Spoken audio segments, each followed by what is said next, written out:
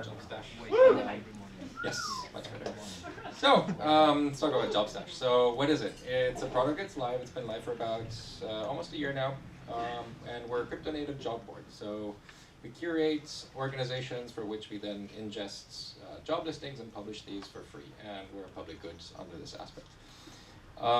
So, the way our process works is that we currently ingest a bunch of data from Electric Capital, ingest all of these organizations, detect their career page or their API for which they have jobs, process that with GPT, and then structure that data and add some specific metrics that make the job listings more appealing.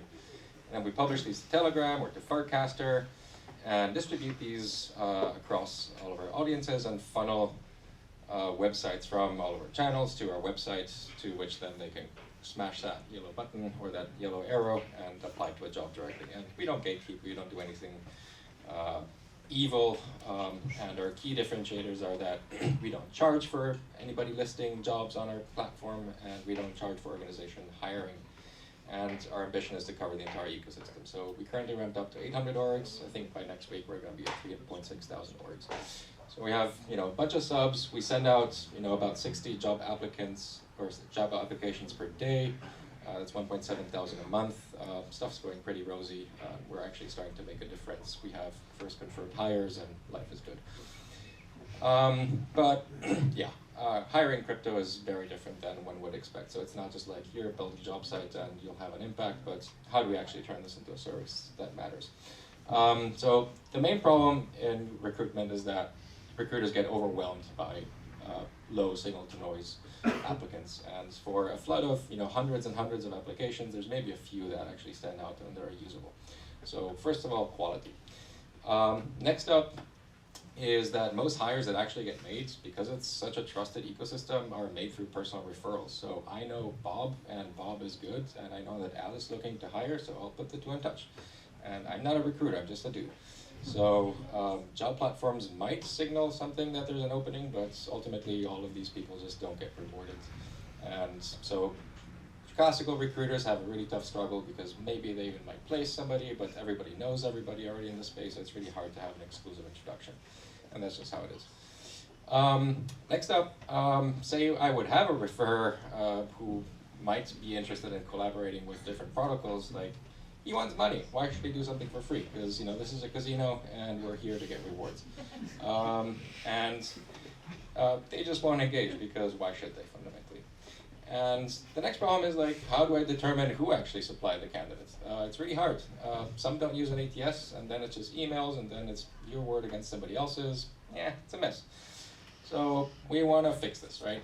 So the solution that we propose for this is to have incentivized referrers that will suggest talent to protocols. So the way that works is that we want to bring talent that is trusted and qualified through our algorithms that are then referred by trusted and rated referrers that provide this referral to a company. So we want to incentivize them and give them a referral fee for not only maybe getting the candidate the job, but also for introducing a candidate.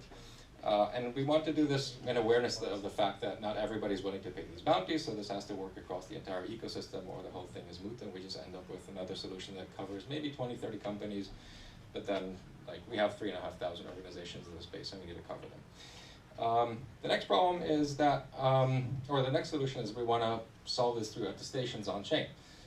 So we have a bunch of data about everybody in GitHub, and we know that somebody works somewhere because we see it on the public data, but we also want to allow people to say, hey, you're my colleague, I'm going to test that you work at JobStash, or hey, can you attest that Bob works there because you two are colleagues? So you can ask this question, you have companies attest this, you can have companies revoke it.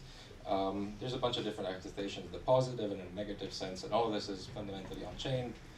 open to everybody to inspect, and we're just going to provide an API and an SDK and some tooling around this.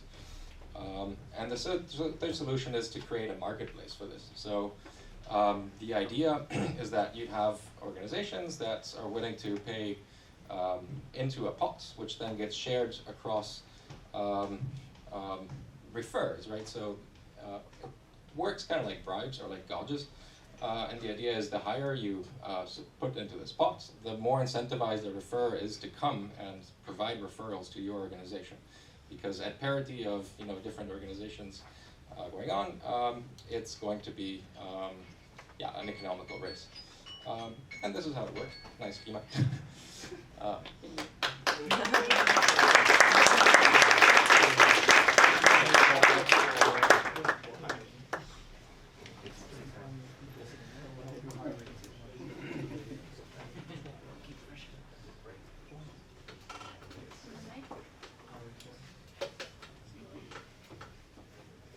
I'll start. Very interesting. Thank you for the presentation. We are actually hiring someone right now for our team. So it's actually seems like you have seen the problem and also the solution, which is the referrer for us normally. So when we have a job online, I think we have like 1,000 people applying, and then in the end we have like, if it goes through every filter, we have a few people left, and it's also hard to make the right decision.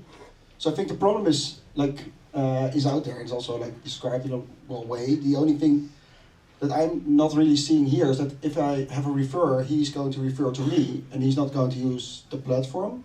So that was the thing I was just thinking about, like, why would he then go to the platform, also be incentivized? Maybe then he will be a bad actor in this case, or there will be bad actors just to refer people to my company because they want to have some tokens from the platform.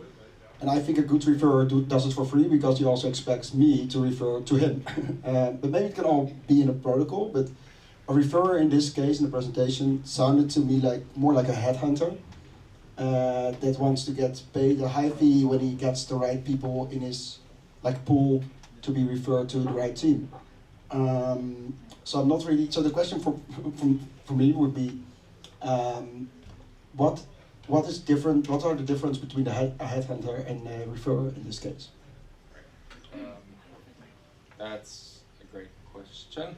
So a headhunter is somebody who ultimately wants to get a bounty for their placements, and not every company actually pays these out. Some of them do, and it's somewhere between 1 ETH and a few $1,000s, but not everybody does. And a recruiter, a classical recruiter, is not going to move for like hundreds of dollars. He's not going to do anything. He's not going to introduce any talent. And some companies might be able to pay out the bounty for placement, successful placement. Other might just be able to, or wants to have like high quality available candidates, which everybody has a own social graph and knows that person A, who's the perfect match for that, is available. So the role of the referrer here is actually that to be the amplifier of the hiring message of the organization. And our platform ultimately just becomes like the launching pad for like this message will get distributed to people who are an interest into earning some small fee for actually referring somebody. Okay, cool. My question is around like incentive alignment. I think it's always difficult when people were doing things generally for free, and then we add incentives to it. It sort of distorts the behavior. So whether the question would be like, what are your thoughts on that, and how do you sort of overcome this distortion that may happen? And then the other question I had was around the attestation. I think it's a good use case, but it sounds like a very like easily abused thing, right? I could attest whatever, like, and like if I don't like someone, I can just attest that they're really bad or something, or if I can just attest to like, yeah. So yeah, those two things. That's okay. So let's start with. So the first issue. Sorry, repeat the first question again. Incentives, right. So the incentives misaligning, like we try to solve this because we want to create a system where there's a shared pool, right, in which every protocol that decides to boost their own hiring message also ends up putting a percentage of their boost into a shared pool, which then gets accessed by everybody who is a refer in the system, right? So everybody will earn something, but just less compared to people who are boosted. And then the incentive is for good actors to come and submit good candidates, which we weed out. And they go through our platform, right? We have data about everybody because we literally ingested all of CryptoCanal. So we know who's what, and other people are attesting that they have worked with other people, so we know that they're legit. And if an attester, if a referrer refers bad talent, he will have negative referral attestations that these were not good matches. And so he's ultimately going to get voted down and going to be like kicked out and like slash or whatever from the system.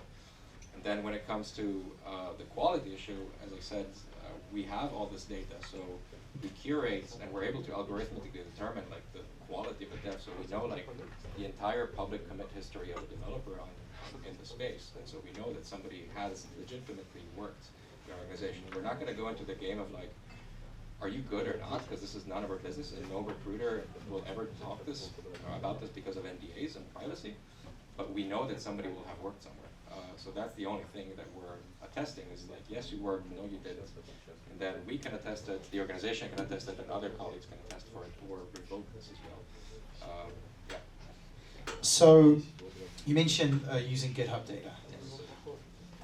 Automated methods of going through GitHub data to evaluate developers or developer activity can be gained, right? You can just, you could set up your thing. You could just do a whole bunch of commits that's just changing 1 to a 0, 1 to a 0, and back again 1,000 times, and now you're the most active dev. So like, it's how do you? It seems like you'd still require someone to actually look at that to like avoid that from happening. Like, there's no automated way to prevent that from occurring. Great question. So this is a very common issue where scammers in the space who are like trying to be imposters and pose as like a legit developer will have like GitHub repos that are exactly as you described.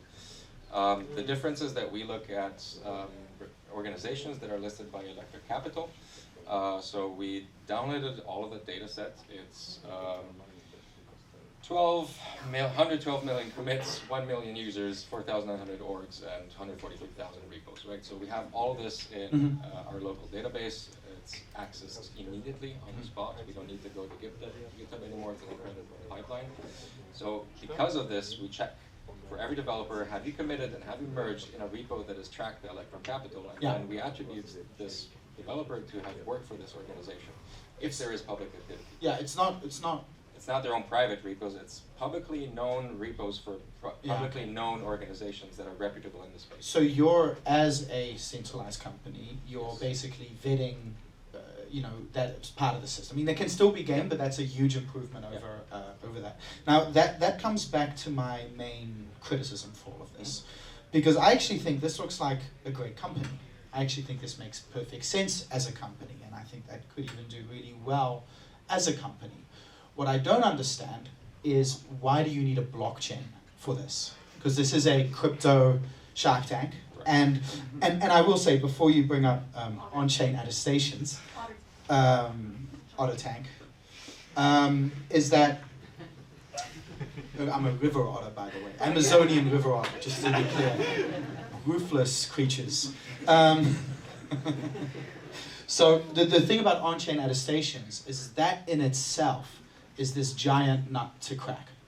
And I'm not necessarily convinced you can build a company around that, and that you and if you were to even attempt to do that, you should do that in a specialized way. Yeah. Like, we're trying to create standards between companies so that they can individually put their attestations on-chain themselves. I don't see there being some sort of third party in between there. Right. And I think that's, so if I remove the attestation part, I don't see why this is a blockchain project. Just make it a company.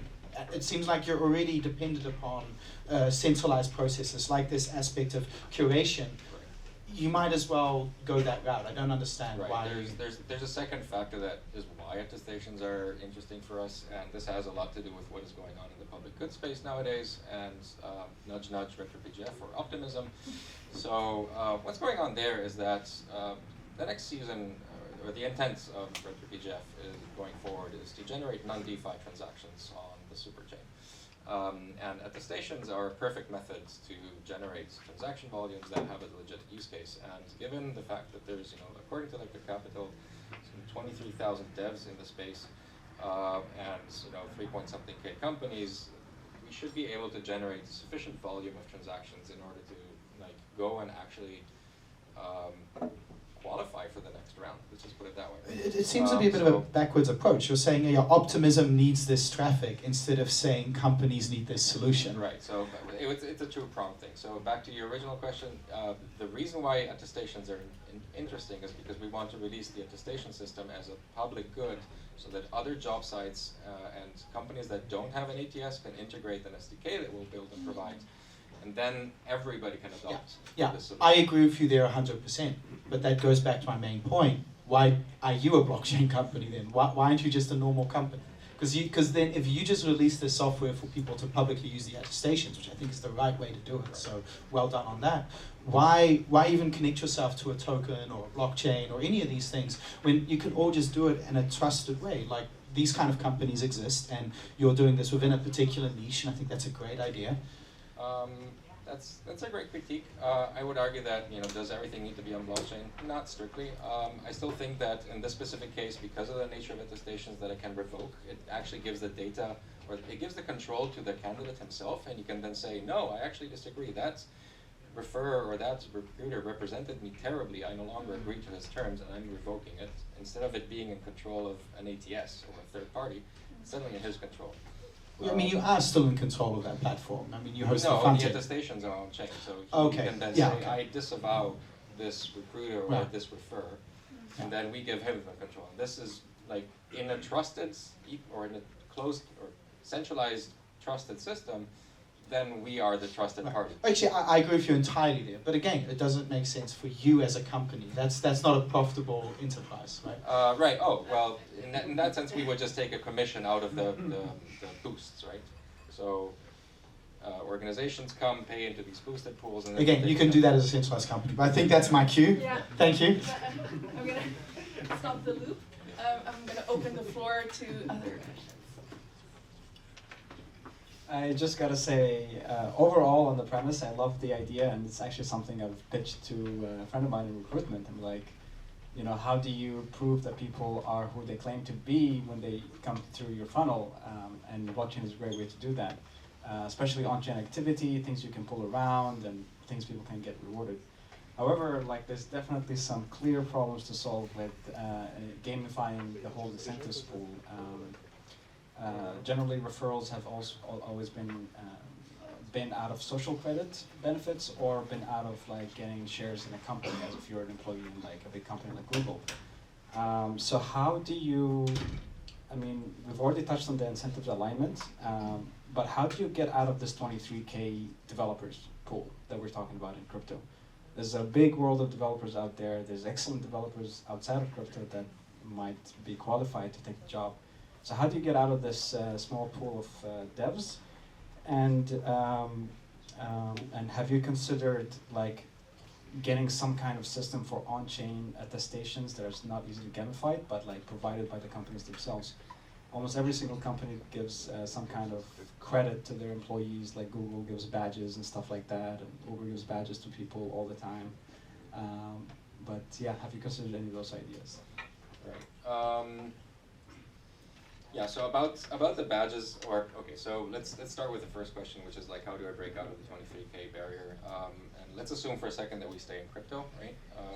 So we have data about the developers that are present in the capital data system, and we're using those as a seed that we have provable data on that they've worked for organizations, right? So they are the initial set of users which were able to onboard with provable data. Or we can also onboard people who have something like a company email, right?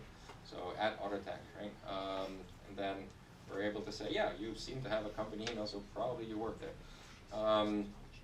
And then these people would start going and attesting other peers that are not discoverable. Say a CI/CD dev, he doesn't have public repos because all of this stuff is private. Somebody can attest him. Say the designer, say the PM, say the Scrum Master, whatever. All these people can be attested by the seed circle of people who is sufficiently wide enough and distributed enough across all the organizations to actually go and cover them in like a few hops. And then expanding out of crypto is actually really hard because there's no public data about any project that I have ever worked on in my entire career. And everything is NDA'd, and I challenge you to go to any consultancy and ask, hey, what projects are going on? They're just going to throw the door in your face. And it's really tough because nobody's allowed to talk about what they're doing, so there's no provable data about anything in Web 2. So I can't trust LinkedIn. And that's a fundamental issue, that it's really tough to break out, and then there it gets really hard, and then I have to start trusting everybody and assuming that they're malicious actors even more, and like cracking down. But here, at least we have these 23,000 users who should be able to like say, no, that's not true, somebody's cheating. Like we can do like, Byzantine fault tolerance and be like, no, we need like a sufficient consensus around like a vote. So that's something we could implement. And you really want to add, how are you going to make your first 100 million? That money back? I don't know. Well, yeah, so that, I don't know, it doesn't yet have a denomination attached to it. Similar along those lines, who are you selling this to? Like, is HR using this? Are you teaching human resources how to use this? Is it devs? Like, who's the decision maker on using your product? Yeah. So these are HR ops talents, sourcers at protocols, right? So it's somewhat not really technical, you can tell, for which we're building a fancy front end, which will make it really easy. They can sign up with our company email and not require our wallets, this kind of stuff. Maybe they will need a wallet because they need to sign stuff on chain. But we're gonna make it easy on them so that there's a nice UI and they're not gonna have to like go through EtherScan and just do crazy stuff there. But fundamentally, yes, the clientele is HR and talent and ops kind of people.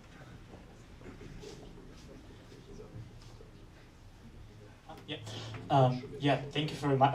Thanks so much for your pitch. It's just curious to know. To my knowledge, as I know, there are lots of quite the same companies with quite the same business models when they are paying for referrals, when they have like this on-chain reputation. For example, there is like Entropia, there are guys Job Protocol, guys Talent Protocol, and some of them are already dead, unfortunately.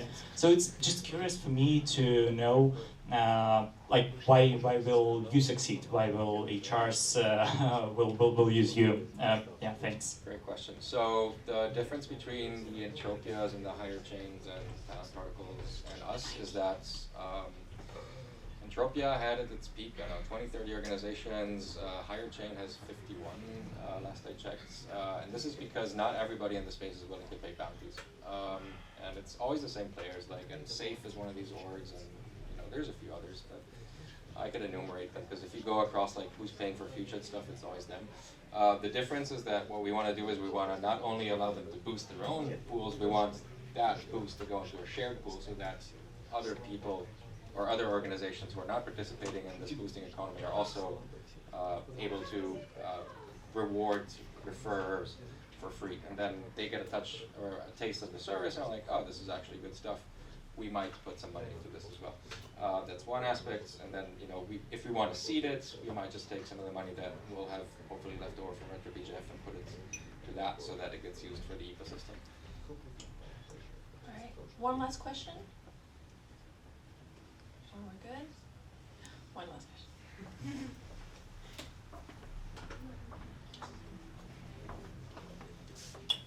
Thanks.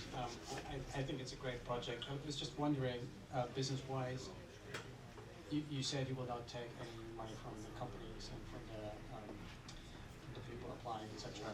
You're making a really, I'd say, complicated a very sophisticated network and business case here.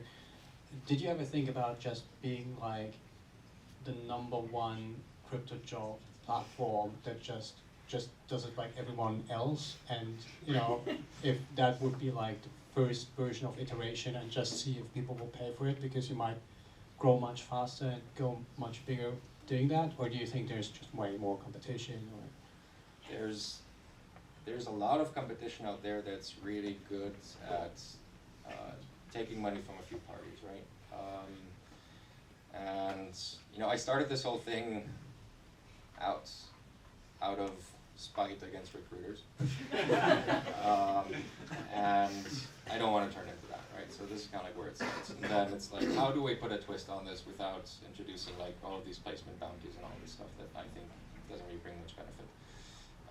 What I do see though is that there's people like you and me who know people in our network who want to kind of be rewarded or want to help, and I think it's just to reward them, right? So that's kind of like the differentiator. Other than that, you know, our numbers have just been going like up only recently, right? So it's been a whole path from 0 to where we are now. Like we got ignored, and now we're starting to like have impact across the board. So you know, these are our growth stats. It just keeps going up. You know, referrals and views like also keep going up, which is great.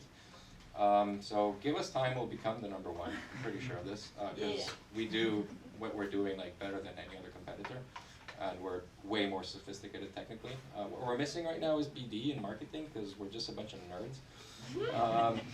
So help. So you know, we build stuff very well. We're not very able to externalize this, so we do need some help with that. Yeah, and yeah. Does that answer your question? All right. Thank you. Otters, make your bets. Or not bets. Please cast your vote.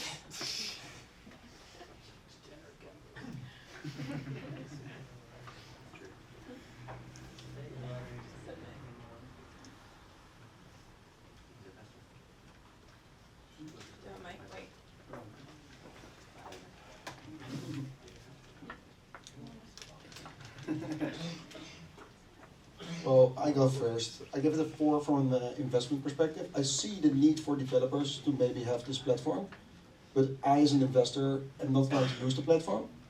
So for that reason, I'm out. I would say, yeah. So the scalability of these platforms is quite hard to get a lot of people on the platform. You are growing, the numbers are still low.